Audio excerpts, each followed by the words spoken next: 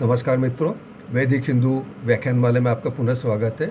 मैं Tushar Mukherjee department of atomic energy से scientific officer के रूप में रिटायर हुआ हूँ। अभी मैं इस वीडियो में भगवत गीता में जो कर्म योग की शिक्षा दी गई है, भगवत गीता में 700 श्लोक हैं। वो बड़ा दुरूह और कठिन सा हो जाता है उसको पढ़ना समझना है, लेकिन मैं सिर्फ 4 श्लोक के माध्यम से भगवत गीता में बताया गया कर्म योग का जो सिद्धांत है वो मैं आपको बताने वाला हूँ।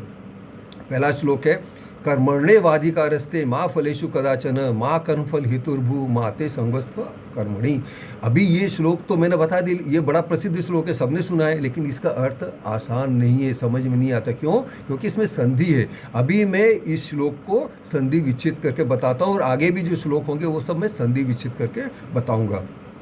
ये श्लोक है, कर्मणि एव अधिकारहते, कर्मणि एव, सिर्फ कर्म पर ही तेरा अधिकार है। माँ फलेषु कदाचन, उसके फल पे तेरा कभी भी अधिकार न हो। माँ कर्म फल हेतुर्भु, अभी जो कामना वासना के मुझको ये फल मिले, उस फल की कामना से जो कर्म करने वाले होते हैं, तू वैसा भी मत बन। माते संग अस्तु कर्मणि, अभी कर्म तेरे को फल मिलेगा नहीं तो तू बोलेगा मैं निष्कर्मा बन जाता हूँ, तो ऐसा तू निष्कर्मा बनने में भी तेरा लगाव न हो। अभी आगे देखते हैं। अभी कर्मफल तो मुझको मिलेगा नहीं, लेकिन प्रकृति का नियम है, जो करता है, जो काम कर रहा है, उसका कर्मफल उसको ही मिलता है। इस कर्मफल का मैं क्या करूं, उसका भी रास्ता श्री कृष्ण बता रहे हैं। यत करोषि यत अश्नासी यत जुहोषि ददासी यत यत तपस्यसि कौन्तेय तत् कुरुषो मत अर्पणम। मतलब यत करोषि, तू जो भी करता है, यत अश्नासी मतलब तू जो भी ग्रहण कर रहा है, यत जुहोषि जो तू यज्ञ हवन वगैरह कर रहा है, ददासी यत तू जो दान वगैरह कर रहा है, यह तपस्यसी जो तू संकल्प लेके कुछ कर्म कर रहा है, हे कौन्तेय, कौन्तेय अर्जुन का नाम है, तत्व कुरुष्व मत अर्पण, वो सब तुझ मेरे को अर्पण कर दे। मतलब कर्मयोगी का मतलब क्या है, जो भी कर्मफल है वो जो चीज करता है उसको मिलने वाला है, वो सारे कर्मफल को तो ईश्वर को अर्पण कर दे, मुझको अर्पण कर दे, ऐसा भगवान श्री कृष्ण वहाँ बता रहे हैं। अभी प्रश्न उठता है, आज के ज़माने में अगर हम कर्मयोगी हैं तो अपने कर्मफल को ईश्वर को कैसे अर्पण करेंगे, ईश्वर हमको कहाँ मिलेंगे? उसका भी उत्तर उन्होंने भगवद गीता में दिया हुआ है।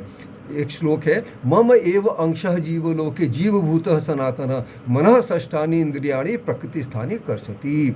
यहाँ बता रहे हैं कि मम एव अंश, मेरा ही, भगवान श्री कृष्ण बता रहे हैं, ये जो जीवात्मा है जीवलोक में, जो जितने प्राणी जगत में जीवात्मा है, सनातन काल से वो मेरा ही अंश है। मैं ही अंश रूप में उनके शरीर में, मतलब हमारा जो शरीर है, स्थूल शरीर 5 तत्व से बना है और सूक्ष्म शरीर 18 तत्व से बना है, वो सब प्रकृति तत्व हैं। तो उसमें प्रकृति स्थानी, मैं उसमें स्थापित होकर के मन षष्ठानी इंद्रियाणी, मन के साथ 5 ज्ञानेंद्रिय और मन, ये 6 इंद्रियों को प्रकृति स्थान में उनमें स्थित होकर के आकर्षित करता हूँ और उनको जीव जगत में चलाता हूँ।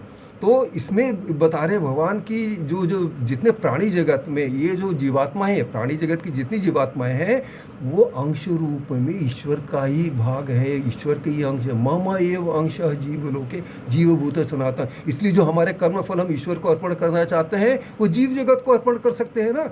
हम सब जो भी कर्म करें वो सब जीव जगत में सबको अर्पण कर दे, उनमें बांट दे, तो सारा कर्मफल ईश्वर को अर्पण हो गया। तो मम एव अंश जीवलोके जीवभूत सनातन, तो जीव जगत में हम जितना भी अपने कर्मफल को अर्पण करते हैं वो ईश्वर को अर्पण करने के बराबर हो गया। अभी आगे चलते हैं। एक और श्लोक है जिसमें अभी सब फल हम तो जीव जगत को अर्पण कर रहे हैं, तो हमारा कर्म के प्रति जो इंटेंसिटी होती है ना, निष्ठा होती है, वो थोड़ी कमज़ोर हो सकती है। इसके बारे में भगवद गीता में सावधान किया है। भगवान बता रहे हैं, सक्तः कर्मणि अविद्वांसः यथा कुर्वन्ति भारत कुर्यात विद्वान तथा असक्तः चिकीर्षु लोक संग्रहम। सक्तः कर्मणि अविद्वांस, अविद्वांस बोलो तो अज्ञानी, सक्ता बोलो तो जो लालसा कामना से काम करते हैं। यथा कुर्वन्ति भारत, वो लोग जैसा करते हैं जो कामना लालना वासना और उसमें लोभ के कारण जो कर्म करने के लिए उतावले पड़े हुए हैं, उनके अंदर जो कर्म की जो निष्ठा रहती है, जैसा वो करते हैं। कुर्यात विद्वान तथा असक्त, जो ज्ञानी हैं और निष्काम अशक्त मतलब अनासक्त हैं, उनको भी वैसा ही करना चाहिए। और ऐसा क्यों करना चाहिए? चिकुषु लोक संग्राम, पूरे प्राणी जगत में लोगों में कर्मयोग की प्रतिष्ठा स्थापित करने के लिए उनको ऐसा काम करना चाहिए।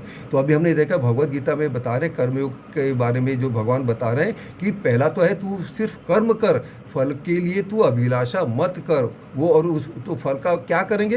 फल को ईश्वर को अर्पण कर। तो ईश्वर का अर्पण का मतलब कैसा है? जीव जगत में जो अंश रूप में ईश्वर के अंश मौजूद है, सारे प्राणी जगत में अपने कर्म फल को अर्पण कर दो। और ये कर्म करते समय तेरी जो निष्ठा है, तेरी जो इंटेंसिटी है, कर्म के लिए जो इंटेंसिटी है, वो जो लोभी और कामी होते हैं उनकी जैसे कर्म के प्रति निष्ठा रहती है, इंटेंसिटी रहती है, तेरे कर्म की निष्ठा भी, इंटेंसिटी भी वैसे ही होनी चाहिए। और भगवत गीता के बाकी और श्लोकों और शिक्षाओं को बताने के लिए आप हमारे वैदिक हिंदू चैनल को देखते रहिए। इस चैनल को लाइक कीजिए, सब्सक्राइब कीजिए। आप सभी का कल्याण हो। नमस्कार।